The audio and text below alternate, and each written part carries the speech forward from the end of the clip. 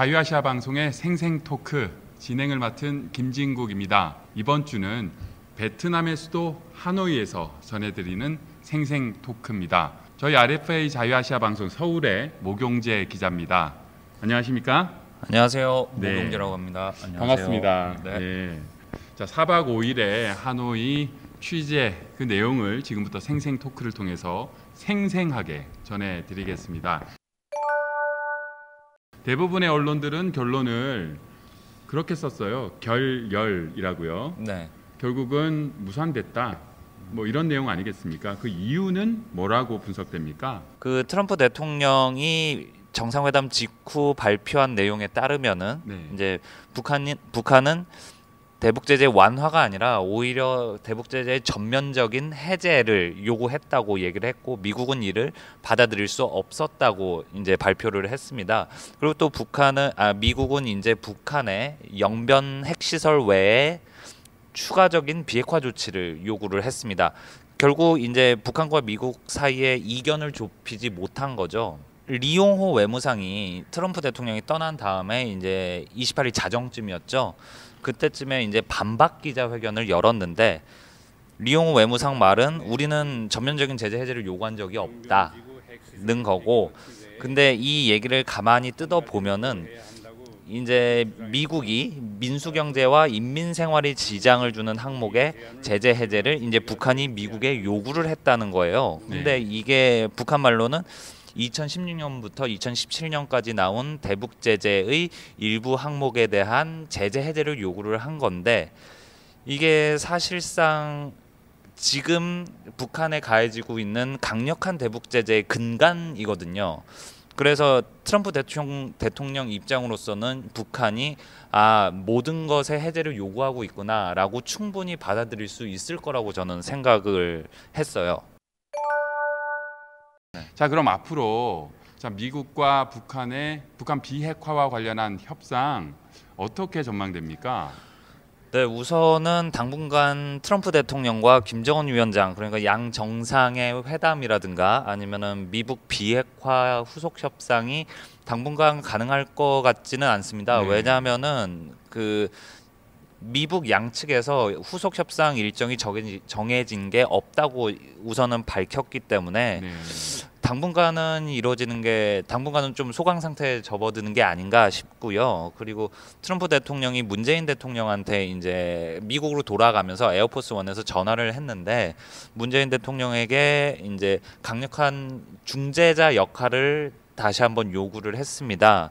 그것 때문에 문 대통령이 앞으로 그 김정은 위원장과의 대화를 위해서 좀 서울 답방을 강하게 추진하지 않을까. 전부터 이제 김정은 위원장의 서울 답방 얘기가 계속 나왔었기 때문에 그런 김정은 위원장의 서울 답방이 추진될 것 같고요. 네. 그런데 그거에 앞서서 우선은 미국 정상회담이 끝났으니까 트럼프 대통령과의 정상회담이 순서이지 않을까. 네, 그렇게 생각을 합니다. 네. 목 기자는 먼저 정상회담 그 만남이라든지 대화 그 과정에서 어떤 부분이 인상적이었습니까? 저는 트럼프 대통령의 스킨십, 김정은 위원장에 대한 스킨십 그 네. 부분을 좀 인상 깊게 봤어요. 왜냐하면은 트럼프 대통령이 최강대국의 지도자라선지 아니면은 김정은보다 훨씬 나이 많은 연장자라선지는 잘 모르겠지만, 김정은 위원장보다 훨씬 여유 있는 모습을 보이면서 김 위원장을 챙기고 다독거리는 모습을 또 보여줬어요. 그러니까 트럼프 대통령 김정은 위원장 만났을 때 어떤 스킨십을 했냐면, 이렇게 제가 악수를 하잖아요. 그러면은 이제 트럼프 대통령이 김정은 위원장 뭐 잘했다 이런 식으로 이렇게 살짝 톡톡 건드리기도 하고, 그리고 이렇게 등을 약간 토닥이면서 팔도 이렇게 좀 해주고, 그러니까 어른이 아이한테 하는 그런 스킨십을 좀 보여줬다고 저는 느꼈거든요. 네, 그런 부분이 있고, 또 제가 회담과 관련해서 재밌게 본 부분은 북한 인사들이 좀 초조하게 회담에 임했다라고 저는 느꼈어요. 왜냐면은 28일 오전에 그 단독 회담과 그 확대 회담이 있었는데 그 회담에 앞서서 모두 발언 시간이 있었는데 김정은 위원장이 이 두 차례 모두 본인한테 시간이 중요하다 이런 부분을 두 번이나 강력하게는 아니겠지만 뭐 어필을 했습니다. 모두 발언은 기자들이 접근해서 취재를 할 수 있으니까 기자들이 이제 양 정상의 발언이 끝난 다음에 계속 질문을 이어가니까 김정은 위원장이 우리에게 그 얘기할 시간을 달라, 충분한 시간을 달라, 그러면서 우리는 1분이라도 중요하다, 충분한 시간을 달라, 이렇게 얘기를 하니까 이제 옆에 있던 리용호 외무상이 트럼프 대통령에게 기자들 이제 그 밖으로 내보내는 것이 어떻겠느냐라면서 회담을 속개하는 것을 이제 제안하기도 했습니다. 그래서 그 어떻게 보면 제 시각은 합의문 채택이 무산됐으니까 결과론적인 시각에서 본 그런 해석일 수는 있겠는데요. 저는 다시 되돌아보니까 그런 거를 좀 느꼈습니다. 초조했구나. 자, 그 취재 과정 속에서 좀 인상적인 그런 장면들 많았죠? 네, 저는 우선은 베트남 하노이를 온 게 처음입니다. 그 제가 해외 여행을 잘 많이 다녀보지도 못했고요. 서울 촌놈인데 그 도로 주변의 풍경을 좀 천천히 많이 볼 기회가 있었는데 우선은 공기가 너무 안 좋았습니다. 제가 좀 그런 부분에 민감해서 인지는 모르겠으나 그 서울의 미세먼지랑은 비교가 안 될 정도로 안 좋더라고요.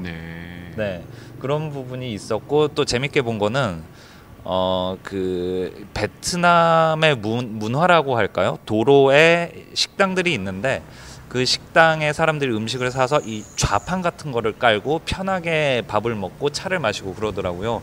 그게 되게 그게 일상적인 그런 모습인 것 같아서 되게 저한테는 이채롭고 되게 색달랐습니다. 그리고 아까 앞서서 교통 부분을 제가 말씀드렸는데 선배도 느끼셨겠지만 오토바이가 너무 많아요. 오토바이가 너무 많고 차량도 너무 많고 사람보다는 차량이랑 오토바이가 먼저인데라 길 건너기도 너무 어렵잖아요. 선배는 실제로 건너지를 못해서 안절부절하시고. 제가 26일입니까 김정은 국무위원장이 도착하는 그 멜리아 호텔 앞 그 횡단보도를 건너지 못해가지고 파란색 신호를 한 3번 4번 받았는데도 분명히 제가 갈 수 있는 그 초록색 신호등인데 모금지 기자 지나갔고요. 저는 가려고 하면 오토바이 부대들이 확 와가지고 어이구 이러고 밀려나고 해서 제가 하도 횡단보도를 건너지 못하니까 교통경찰이 와가지고 저를 길을 건너게 해줬다는 마치 좀 유치원생이 된 듯한 그런 느낌을 받기도 했었는데요. 기억나십니까? 우리 28일 날 밤에 좀 늦게 퇴근했지 않습니까? 그런데 택시를 무료로 탔어요. 네, 맞습니다. 기자들에게는 이번 취재를 하는 기자들에게는 또 베트남 공안이 와가지고 기자냐 확인하더니 그럼 이 택시를 무료로 타라라고 영수증을 써주더라고요. 그런 부분도 굉장히 인상 깊었고 또 목용지 기자가 지금 얘기를 하려고 했는데 내가 막았던 한국 사람을 굉장히 좋아한다는 거. 예전에도 그 택시를 탔더니 이 박항서 좋아해요. 그리고 제 취미는 축구입니다. 이런 한국말을 택시 기사들이 그렇게 또 하시더라고요. 20살 또 청년이 또 박항서 팬이라고. 그래서 한국말들을 또 많이들 하시고 한국 사람을 좋아하고 또 저는 또 미국에서 왔습니다라는 얘기가 나올 때는 또 미국에서 왔냐. 그 예전에 베트남 전쟁에서의 미국과 전쟁을 했던 나라긴 하지만 한 50년이 지나기도 했고요. 이제는 미국에서 오는 저희 같은 사람도 굉장히 반기기도 하고 또 사진도 함께 찍자고 하고 저는 좀 지난 5일간 좋은 추억들을 많이 안고 집으로 돌아가게 됐습니다. 좀 지난 취재 기간 동안 좀 아쉬웠다 또는 당황했다라는 부분 마지막으로 얘기해 볼까요? 저는 회담 결과에 대해서 제 생각을 그냥 말씀드리고 싶은데요. 솔직히 트럼프 대통령의 미국 내부적인 정치적 상황은 저는 잘 모르겠습니다.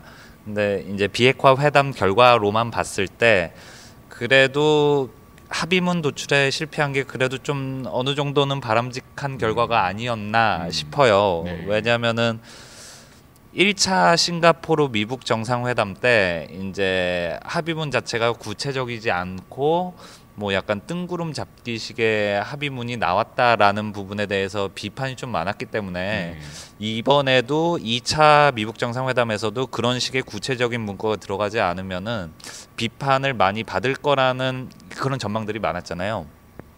근데 이제 트럼프 대통령은 요번에 끝나고 기자회견에서 제대로 하고 싶었다고 얘기를 하면서도 네. 그래서 내가 받아들일 수 없었다라고 얘기하면서도 이제 그래도 대화의 끈은 쥐고 있다, 이런 부분을 어필한 게 저는 네, 굉장히 바람직한 결과였다고 네, 생각을 합니다. 네. 네. 저는 지난 5일 동안 좀 힘들었지만 아주 즐겁게 또 신나게 취재했고 많은 베트남 분들을 만났고 이곳 국제 언론 회관 프레스센터에서 또 각 국에서 온 기자들과도 많이 만났습니다. 그래서 즐거운 시간, 저한테 굉장히 소중한 시간을 보냈습니다. 저희 자유아시아 방송에서는 2차 미북 정상회담 끝날 때까지 끝난 게 아니다라는 말이 있지 않습니까? 앞으로의 미국과 북한의 회담 그리고 협상 과정도 상세하게 정확하게 전해드리겠습니다. 저희 하노이에서 취재는 여기서 마무리해야 되겠네요. 생생 토크 오늘 여기서 끝내겠습니다. 진행의 김진국이었고요. 제가 초청한 손님은 모경재 기자였습니다. 모 기자 수고하셨습니다. 수고하셨습니다. 네, 감사합니다. 감사합니다.